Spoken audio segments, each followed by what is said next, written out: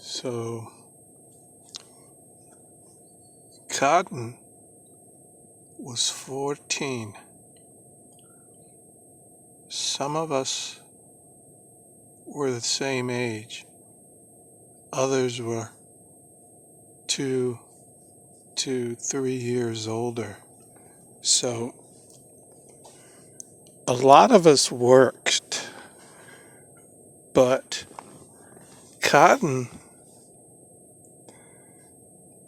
aka Abraham Dickens, ran the streets, and he was 4 foot,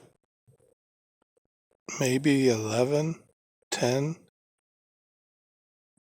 I was about an inch or two taller than him, and Coton robbed the store I worked at.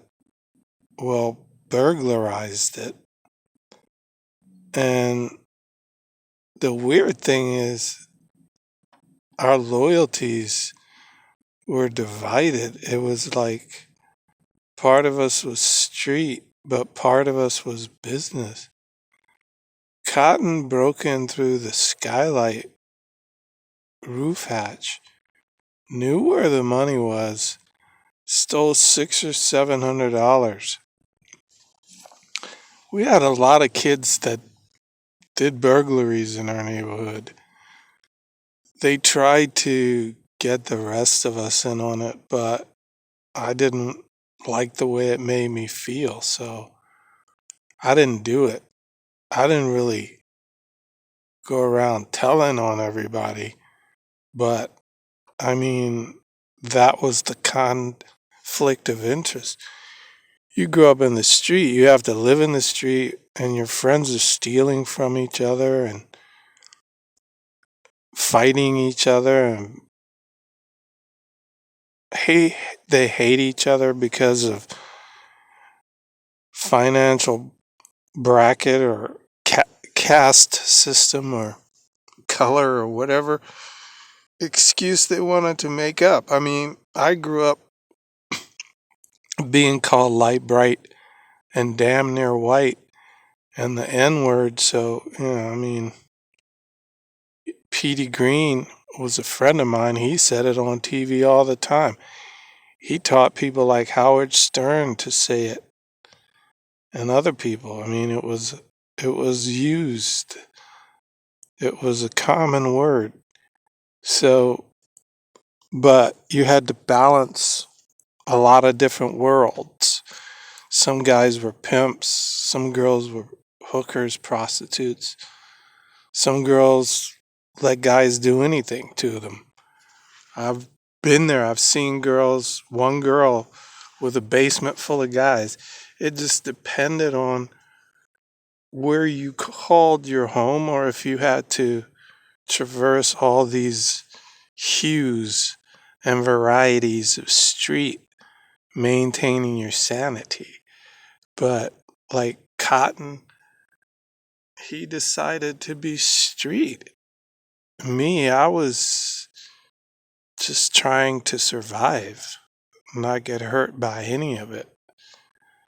And Coton broke into the store I worked at, stole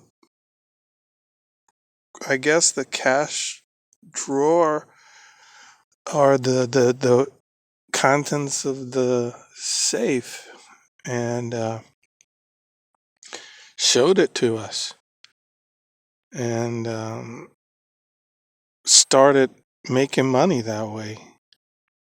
Then, like, his family and we were close. I knew his mom, his brother, his dog. I mean, his cousins. You could say we were really good friends, but I didn't run that way. But I would go by and visit and things like that. Then one day, the word came down.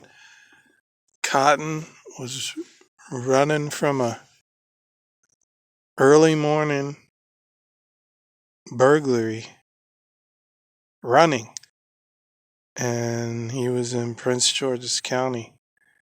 And the word is on the street that they shot him, then they pumped the shotgun, then shot him again 2 or 3 times. So much so at the funeral, he had no left arm or no left hand, and it was gone. I didn't go because